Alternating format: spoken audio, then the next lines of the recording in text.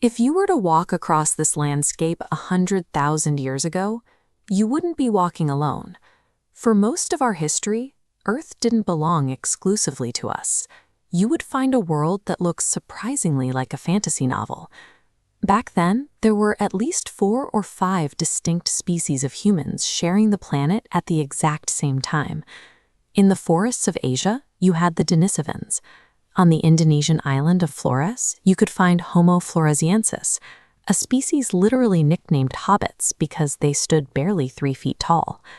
Across Europe and parts of Asia lived our closest evolutionary cousins, the heavy-set, highly robust Neanderthals.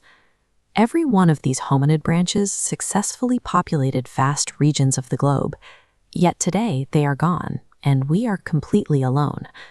When early scientists first dug up bones with strange, heavy brow ridges, they didn't know what to make of them.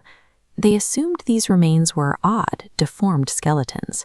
Then, Charles Darwin published his theory of evolution, and researchers suddenly needed a primitive ancestor to fill out the human family tree. They placed these newly discovered bones on the lower rungs of that evolutionary timeline, assuming they belonged to a dim-witted predecessor destined to be replaced. The bias ran so deep that some prominent scientists, like biologist Ernst Haeckel, actively campaigned to officially name the Neanderthals Homo stupidus. Modern archaeology paints a totally different picture.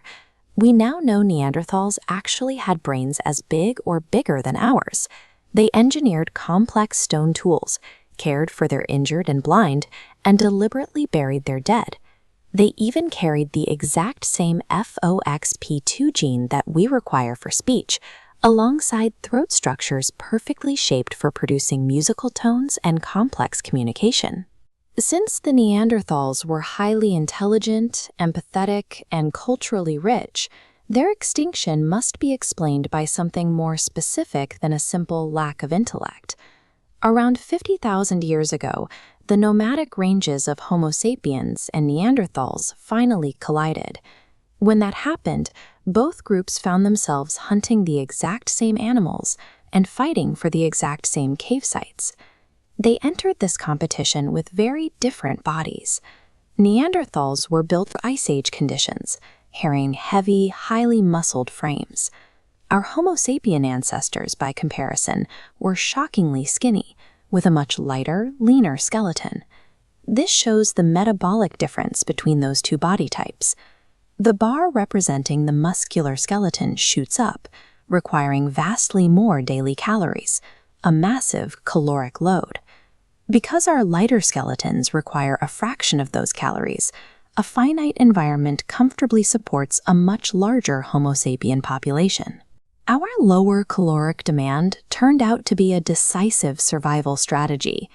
This biological efficiency meant that in a harsh, zero-sum environment, we could simply out-multiply the competition. Look at how Neanderthals distributed themselves across the landscape. They lived in tiny, dispersed groups that were socially isolated. But watch how our ancestors operated. We readily exchanged technology and tools. Our groups wove themselves into an active, continent-wide network. That level of coordination requires a specific kind of communication. While Neanderthals had language, our speech included a higher layer of abstraction.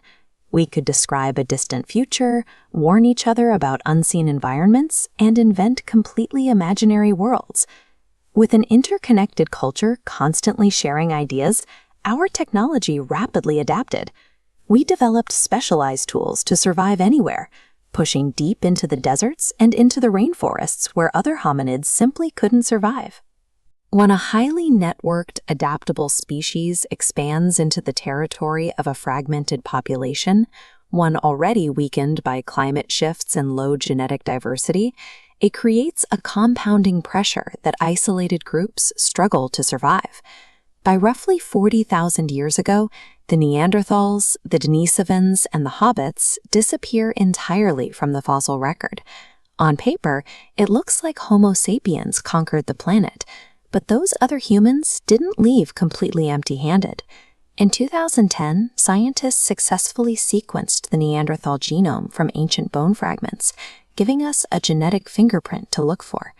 When researchers compared that ancient genome to modern humans, the data showed a clear genetic crossover.